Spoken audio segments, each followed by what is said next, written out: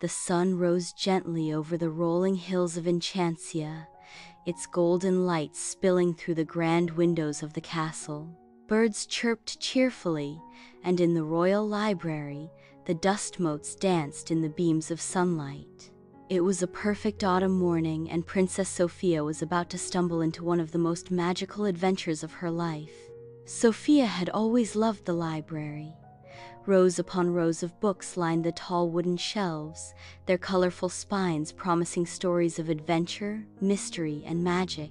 But on this particular morning, as she skipped through the aisles looking for a book to read, something caught her eye, a glimmer of light coming from behind one of the tall shelves. "Huh?" Sofia tilted her head. "That's strange." She walked over and peeked behind the shelf. To her surprise, she saw a small door, one she had never noticed before. It was carved from oak, with tiny flowers etched into the wood, and at its center was a golden handle shaped like a star. A faint light was glowing around its edges. Sofia hesitated, then smiled. Well, a princess is always curious. She grasped the handle and turned it. The door swung open with a soft creak, revealing a tiny hidden room, no bigger than a closet. Inside, sitting on a pedestal, was an old book. Its cover was deep violet with silver vines curling across it, and in the middle, a sparkling amethyst gem pulsed with light. Sofia's heart skipped a beat. Carefully, she reached out and lifted the book. The gem in the cover glowed brighter as her fingers touched it. Suddenly, the pages flipped open on their own, and a soft, musical voice filled the room. "Princess Sofia," the voice whispered, "you have found the Book of Everchange. This is a book of stories, but also of magic. For each story you finish, a little magic will come into your world. But beware, leave a story unfinished, and the magic may turn unpredictable." Sofia blinked. "A magic book? Oh, this is amazing!"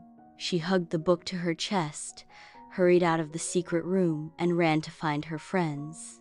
By the time Sofia reached the castle garden, Ruby, Jade, and Clover were already there. Ruby and Jade were braiding flower crowns, while Clover lay in the grass, nibbling a carrot.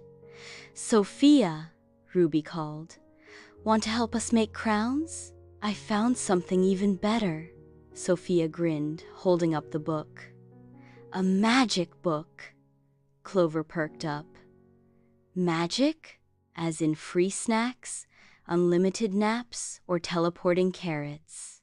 Sofia laughed. "Not exactly. It's a Book of Everchange. It said if I finish a story, a little magic will appear in our world." "Whoa," Jade whispered. "Let's try it." They gathered in a circle under the old oak tree. Sofia sat cross-legged, opened the book, and read aloud. The first story was called The Rainflower. It told of a flower that could only bloom when watered by laughter. Sofia read with excitement, her voice carrying across the garden. As she reached the final page, the amethyst gem on the cover shimmered, and to everyone's astonishment, tiny seeds floated from the pages and planted themselves in the garden soil. Before their eyes, delicate stems sprouted and bloomed into sparkling rainflowers, shimmering like crystal in the sunlight. The friends gasped. "This is incredible," Sofia beamed. Clover sniffed the flowers. "Do they smell like snacks?" "Clover!" Sofia laughed. "They're magic flowers, not carrot bushes." The next afternoon, Sofia invited her animal friends to listen. Robin and Mia perched on the garden gate, Crackle the dragon curled up nearby, and Clover hopped into Sofia's lap. This time, the story was The Golden Feather, about a bird who could sing any song in the world. As Sofia reached the last line, a brilliant golden feather floated out of the book and into the air. It hovered before landing gently in Sofia's hand. "Wow!" Mia chirped. "That's the most beautiful feather I've ever seen." Robin tilted her head. I think it's enchanted. When Sofia brushed the feather across Clover's ear, it tickled so much he rolled in the grass giggling. On the third day, Sofia was so eager she skipped breakfast and ran straight to the garden with the book.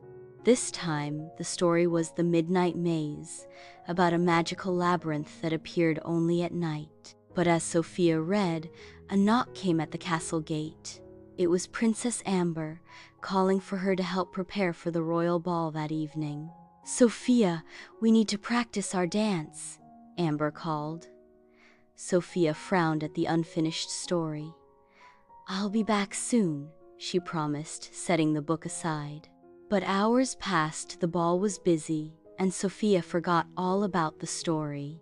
That night, as the castle quieted and the moon rose high, a strange glow lit up the garden. Twisting vines curled through the flowers, and tall, shimmering hedges sprang up from the earth, weaving into a maze that covered the whole courtyard. When Sofia finally remembered the book and rushed outside, her jaw dropped. "Oh no," she whispered. The midnight maze had come alive. Inside, Clover darted around nervously. "Sofia, help! I can't find my way out!" Robin and Mia flitted above the hedges, calling instructions, but the maze shifted with every turn. Sofia clutched the Book of Everchange tightly. The voice said if I leave a story unfinished, the magic can go wrong. Bailiwick arrived, lantern in hand. "Your Highness, what's happening?" "I need to finish the story," Sofia said urgently. But when she opened the book, the pages of the midnight maze were blank. "Oh no, the story's magic escaped into the real world," Sofia gasped.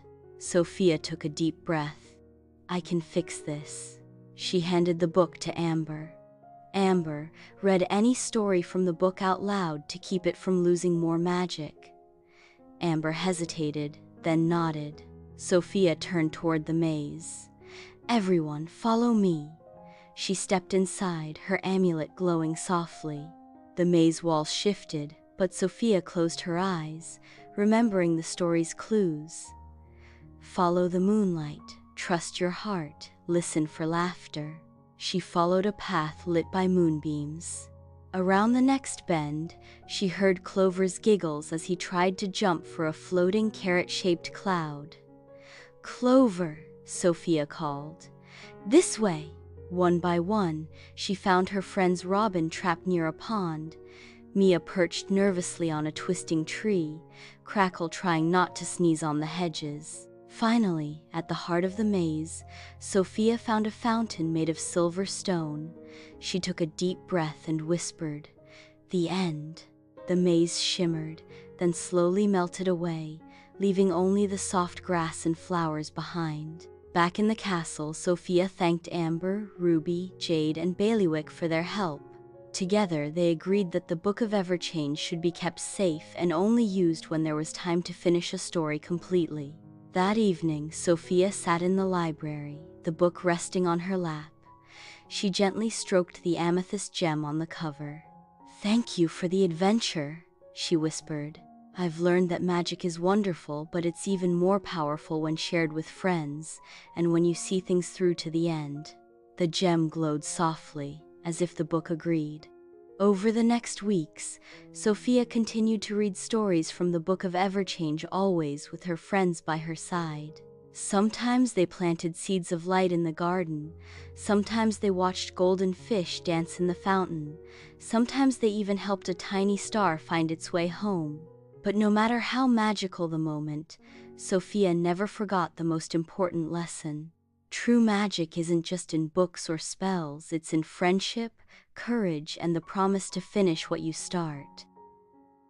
One morning, when Sofia went to the secret room behind the library shelf, she found a note resting on the pedestal. "Dear Princess Sofia, the stories you've finished have filled the world with wonder. Now it's time for new authors to write their own magic. This book's journey with you is complete. But remember, the greatest stories are the ones you create every day with your heart. With love, the Book of Everchange." Sophia smiled softly, placing a hand over her amulet. She knew that even without the magic book, her days would be filled with adventure, because every act of kindness, every laugh with friends, every problem solved with courage was its own kind of story. And so, in the kingdom of Enchantia, magic never truly ended, it simply lived on in the hearts of those who believed in it. The end.